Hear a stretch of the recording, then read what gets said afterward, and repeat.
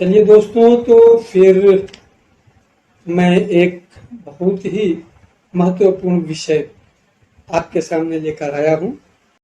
आपको मैं बताते चलूं कि आज मैं आप लोगों को बताने जा रहा हूँ हर्पिस जोस्टर नाम की एक बीमारी है। हर्पिस जोस्टर जो बीमारी है, ये बहुत दारुण बीमारी है, बड़ी कष्टदायक बीमारी है और बड़ी विध्वंसक बीमारी है।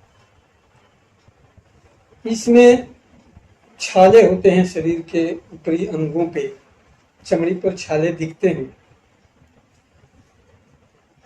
और बिल्कुल स्मॉल पॉक्स की तरह ये छाले दिखते हैं। तो क्या स्मॉल पॉक्स और हर्पिस जोस्टर एक ही है? बिल्कुल एक ही नहीं है। और इसलिए जब स्मॉल पॉक्स मैं बताऊंगा तो खुद आप लोगों को इसका अंतर समझ में आ जाएगा। मैं अभी हर्पिस जोस्टर के बारे में बताने जा रहा हूँ और हम चूंकि 21वीं शताब्दी में हैं, इसलिए बहुत सी चीजें प्रयोग करके जानी जाए। इस युग में हम लोग नहीं हैं, हम लोग इस युग में हैं कि बहुत सी चीजों को एडवांस जानने लगे और जानकारी जो है ये हर व्यक्ति को अगर होती है, हर व्यक्ति तक होती है, तो बीमारी जो है वो संहार नहीं कर पाती। इसलिए मैं कोशिश कर रहा हूँ कि आपके सामने इस विषय को इस तरह से रखूं कि चिकित्सक के अलावे आम लोग भी इस बीमारी को देखते ही समझ जाए कि ये चिकन पॉक्स नहीं है या ये अन्य कोई दूसरी चीज नहीं है, ये हर्पिस जोस्टर ही है।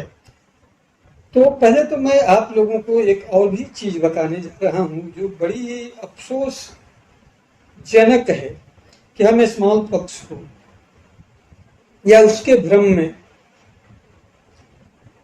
हर्पिस जोस्टर को या फिर चिकन पॉक्स को हम लोग मान्यताओं के हिसाब से इनको हम लोग महारानी समझ बैठते हैं और इस भ्रम में हम इसके काफी जो एग्राविएशन के समय होते हैं उसी समय में हम लोग दवा नहीं कराते। तो स्मॉल पॉक्स तो बात तो जो है सिर्फ कष्ट देकर ही कभी कभी लौट जाती है, कभी कभी वो भी कन्वर्ट हो जाती है दूसरी बीमारी में, तो वो खतरनाक हो जाती है। लेकिन हर्पिस जोस्टर तो काफी अवसर इसको मिल जाने पर नुकसान पहुंचा देता है। कभी कभी चूंकि ये आपको हम बताते चलें कि ये प्रभावित किस अंग को करता है। पहले इसकी एक पहचान आपको बता देते हैं। हर्पिस जोस्टर जो है हमारे शरीर के ऊपरी भाग त्वचा पर दिखाई देता है और शुरुआती में एक दो फफोले ही दिखाई देते हैं, लेकिन उसके बाद इसके सघन फफोले चमड़ी के ऊपर दिखने लगते हैं। और वो इसकी एक सबसे बड़ी पहचान ही है कि ये क्रॉस फैलाव करते हैं। जहां भी ये निकलते हैं वहां से ये तिरछे निकलते हैं और काफी हद तक ये अपर पार्ट में ही निकलते हैं।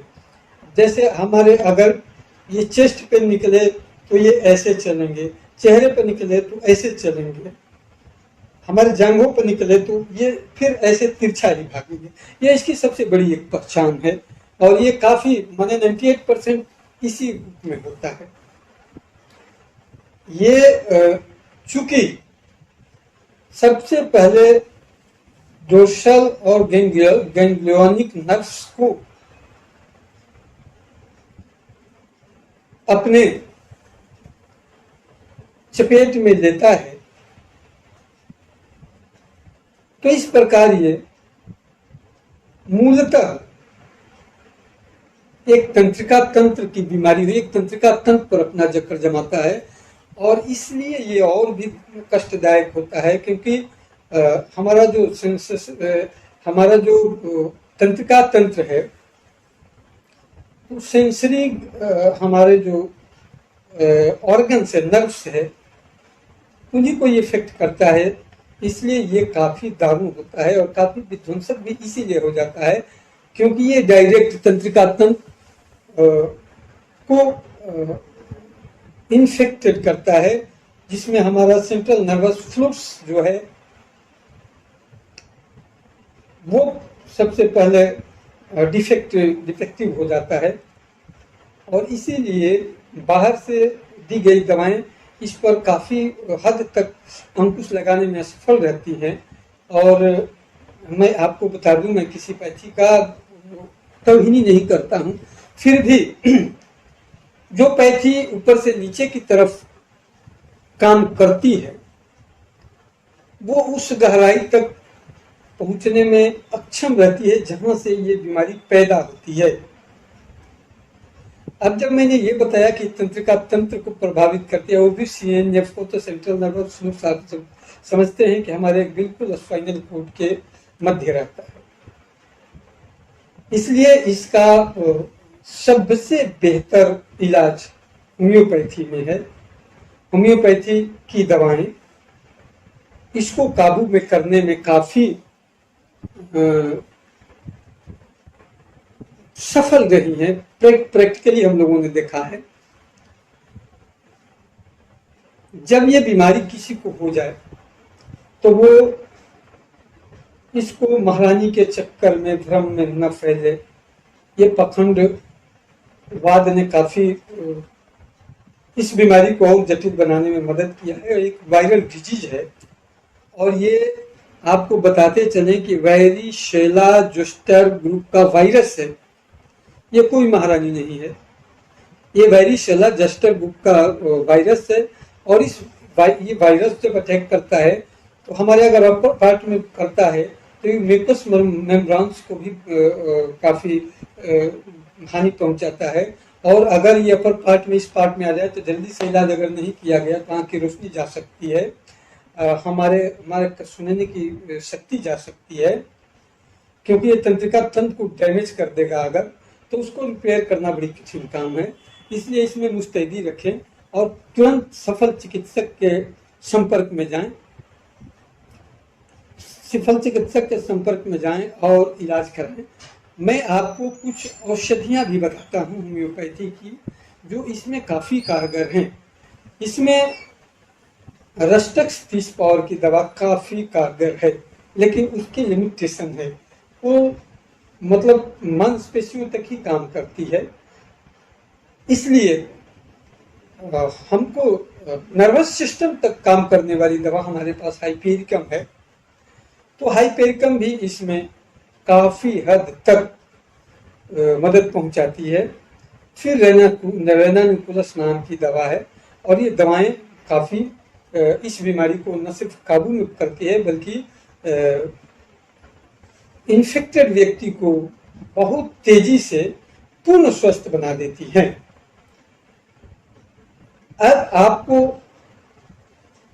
क्या करना है अगर ये बीमारी किसी को हो गई, तो एहतियात क्या करना है। एहतियात ये है कि इसमें थोड़ा सा अपोजिट ला इस्तेमाल करना पड़ता है। ये एयर के संपर्क से वो और काफी तीव्रता से बढ़ते हैं वायरस। इसलिए जब ये बीमारी हो तब कोशिश करनी चाहिए कि वो जो है हल्की चीजों से उसको कवर करके रखें, एयर के संपर्क में उसको कम से कम रखें और काफी नम चीजें अवॉइड करें, जैसे दही, केला वगैरह।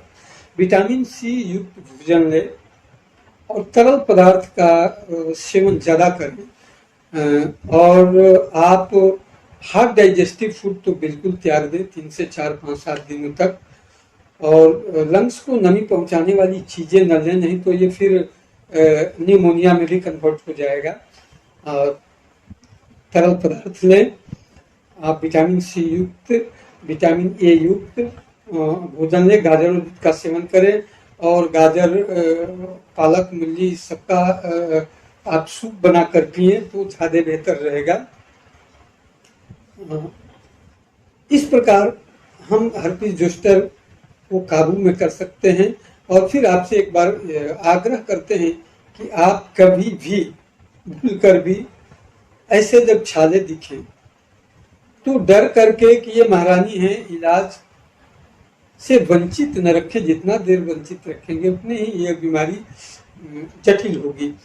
आप जानते हैं कि वायरस की अवधि होती है, उसके जीवन अवधि होती है, और उसके बाद स्वयं भी वो न्यूट्रलाइज हो जाता है। इसीलिए इन पाखंडियों का जो है बाजार भी चलता है कि 3 से 4 दिन में वो न्यूट्रलाइज हो जाता है। लेकिन अभी जिस तरह से हमारा इम्यून सिस्टम कमजोर होते जा रहा है, जिस तरह से खान पान प्रदूषित हुआ है, तो उस तरह से ये गारंटी नहीं है कि वो खुद एक निश्चित समय जल्दी में ही वो न्यूट्रलाइज ही हो जाएगा। वो हो सकता है कि ये वायरस जो है फिर किसी बैक्टीरियल डिजीज के साथ अलायंस करके कोई दूसरी तीसरी बीमारी शरीर में पैदा कर दे।